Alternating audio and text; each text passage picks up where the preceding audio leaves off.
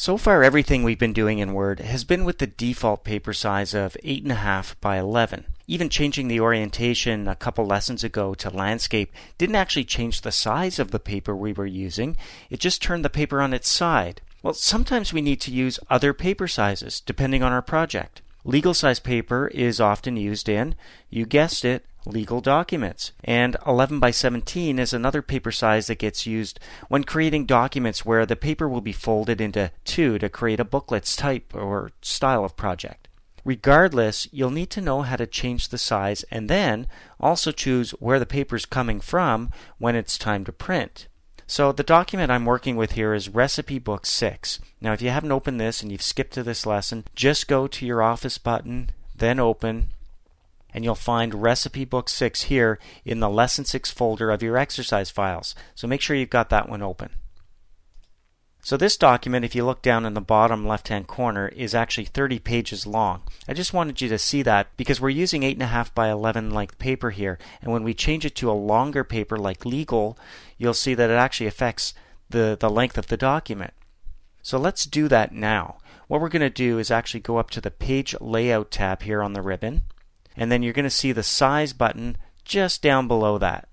When I click on that, I get all of the choices, including legal. There's executive. A4 is popular over in Europe. A5, B5, there's an envelope, A6, and there's a scroll bar over here, and you can see the list goes on.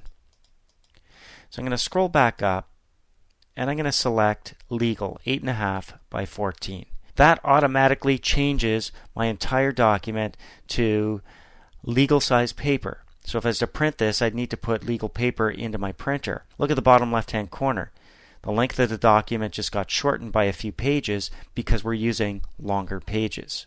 Now, just choosing another size may not be enough when it comes time to print. You may also need to choose where the paper will come from in your printer.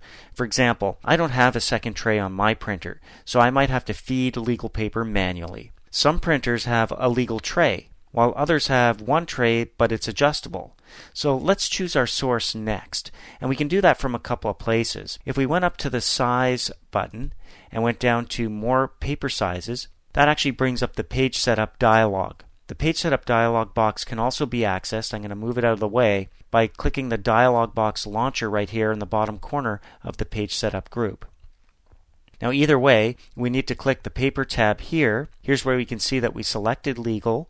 It's 8.5 by 14, and we could have done that from here as well. But down below we've got a paper source section, and you can see we can choose the source for our first page and every other page after that. And the first page is sometimes different because when you're printing covers, for example, you might have a special manual tray for, who knows, it could be cardboard or glossy paper, something like that. So it's kind of nice that we can choose a different source for our first page and then another source for all of our other pages. Now if you're like me and you're using a printer that only has one slot for paper, well, it's going to be the default tray for both cases. In some other instances you might want to choose automatically select. So Word will be smart enough to know which tray, depending on the type of printer you have, if you've got extra trays, to automatically select the right one. So we'll leave it at default tray for both of these. We'll come down here, there's our preview showing us our legal paper. We'll click OK, and now we've selected our source as well. Alright, that's it, we're done. Now, once we're done editing and saving this document and we're ready to print, our document will print correctly and we won't be wasting any paper.